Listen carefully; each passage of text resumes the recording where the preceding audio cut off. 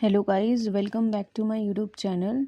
कल जैसे हमने देखा कि off page and on page and हमारे जो एससीआरपी होता है उसके बारे में जाना।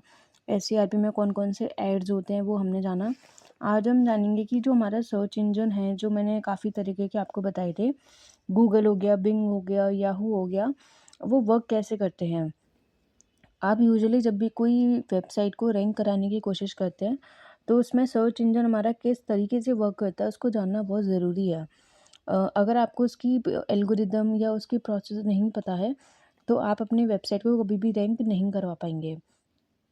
सर्च इंजन जैसे मैंने बताया कि जो हमारा ज़्यादातर गूगल जो होता है उसका शेयर सबसे ज़्यादा है हमारा, तो वो ज़्यादा वर्क करता है कंपेयर टू अदर।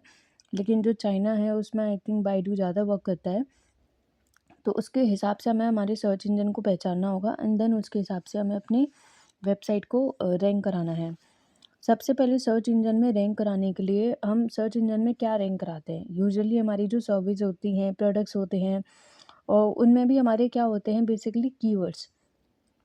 कीवर्ड्स का मतलब आपकी कोई भी सर्विस है, for example digital marketing service है, देन वो आपका कीवर्ड हो जाएगा। आपका कोई प्रोडक्ट है, मान के चलिए कोई शूज़ का, कोई टी शर्ट्स का, तो वो भी हमारे एक तरीके से कीवर्ड है। तो जो हमारा कीवर्ड होता है उसकी भी एक इंटेंट होती है कि आप उस कीवर्ड के थ्रू अपने यूज़र से क्या करवाना चाहते हैं। मान के चलिए आपकी कोई ब्लॉगिंग वेबसाइट है, आपसे चाहते हैं कि मुझे ट्रैफिक जनरेट करना है, तो आपके जो कीवर्ड्स होंगे वो उस हिसाब से होंगे जिससे आपकी क्वेरीज जनरेट हों। आपकी वेबसाइट पे कोई भी प्रोडक्ट वगैरह मेंशन तो है नहीं कि आप चाहेंगे कि यूज़र आए और सेल करे।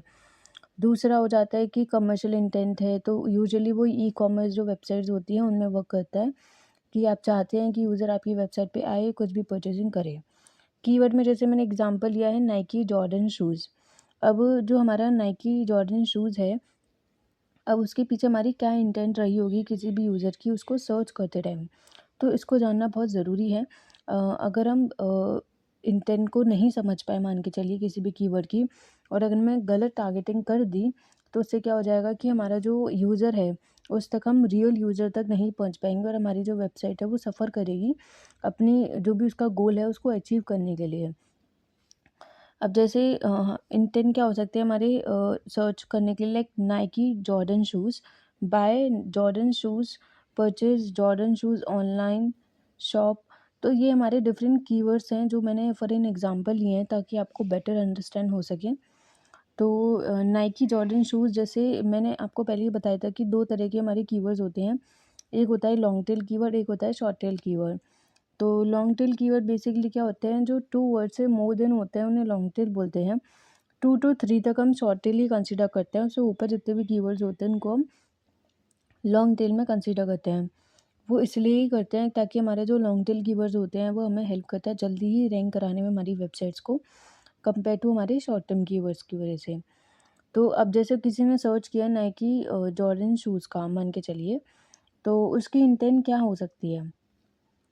और एक बाय जॉर्डन शूज़ और परचेज जॉर्डन शूज़ ऑनलाइन, ये हमारे 2 डिफरेंट कीवर्ड्स हो जाते हैं एंड इसके पीछे की जो इंटेंट है वो हमारी बिल्कुल अलग हो जाती है। क्योंकि कीवर्ड में ही आप देख सकते हैं, जैसे नाइकी जॉर्डन शूज़ हैं तो उसमें उसकी इंटेंट हमारी बेसिकली इंफॉर्मेशनल भी हो सकती है कि वो सिर्फ एक्सप्लोर करना चाह रहा हो, कि उसके बारे में इंफॉर्मेशन लेना चाह रहा हो कि नाइकी में कौन कौन से नए जॉर्डन शूज़ में कैटेगरीज आई हैं, क्या क्या साइजेज़ में आए हैं, उसके पास उस साइज़ेस के अवेलेबल है भी हैं कि नहीं है। लेकिन जो हमारे बाय जॉर्डन शूज़ होंगे उनमें हमारी जो इंटेंट होगी वो हमारी बाय से शुरू हो रही है।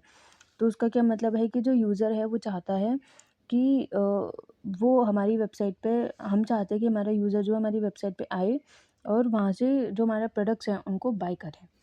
अब सर्च इंटेंट कितने टाइप की हमारी बेसिकली होती हैं, इंफॉर्मेशनल, नेविगेशनल और हमारी ट्रांजैक्शनल्स होती हैं, और एक कमर्शियल भी होती है। इंफॉर्मेशनल का जैसे मैंने आपको बताया था कि इंफॉर्मेशनल में बेसिकली हम चाहते हैं कि हमारा जो यूज़र है वो हमारी वेबसाइट पे आए और हमारी जो वेबसाइट पे जाके इंफॉर्मेशंस वगैरह कलेक्ट करें।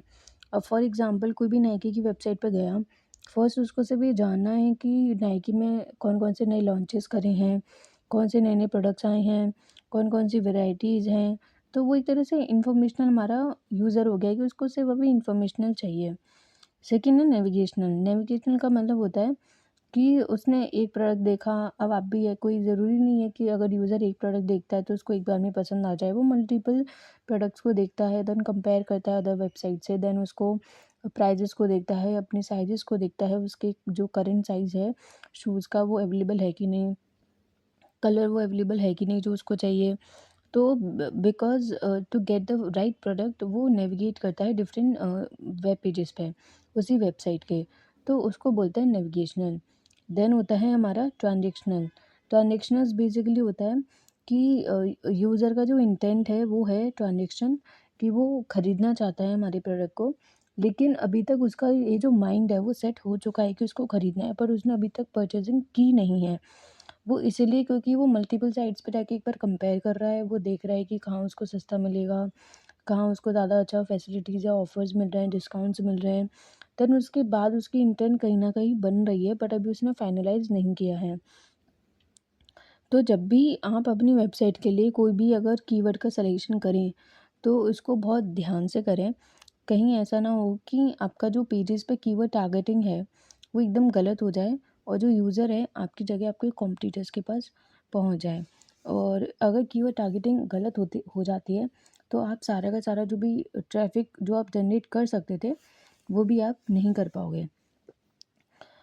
तो जैसे कि अगर हम यहाँ पे टाइप करके आपको दिखा देते हैं एक बार जॉर्डन शूज़।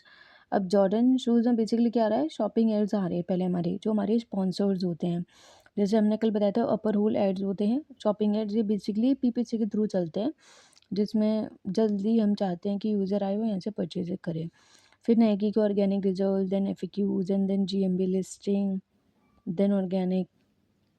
अब हम किसी भी एक पे जाते हैं, लाइक जॉर्डन शूज़ नाइकी के ओपन कर लिए हमने। अब यूज़र यहाँ पे आया, अब उसने देखा कि जॉर्डन में कौन कौन से शूज़ हैं, कितने प्राइजेस हैं। फॉर एग्जांपल फर्स्ट हमने ओपन कर लिया। अब इसमें उसको सारी इन्फॉर्मेशन मिल गई यहाँ पे कि कौन कौन से साइजेस में अवेलेबल हैं और क्या प्राइजेस चल रहे हैं। तो एक तरीके से इन्फॉर्मेशन लेने आया वो अभी तक। हमने इन्फॉर्मेशनल क्यों बोल रहे हैं, क्योंकि हमने जो टारगेट किया है कीवर्ड वो ओनली किया है जॉर्डन शूज़ नाइकी के।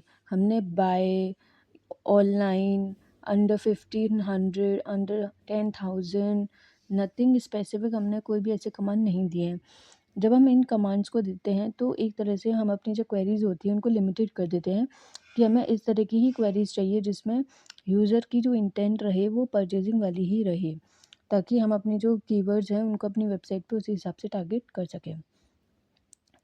अम, अब जैसे आपने इसमें देख लिया होगा कि इसकी जो टारगेटिंग है वो हमने कैसी रही है, अभी तक इन्फॉर्मेशन रही है। अगर वो इन्हीं शूज़ को परचेज़ करने के लिए अगर मल्टीपल इसी की ही और टैब्स को ओपन करता है या और टैब्स में जाके देखता है कि और कौन-कौन से अवेलेबल हैं, देन वो हमारा नेविगेशनल में आ जाता है।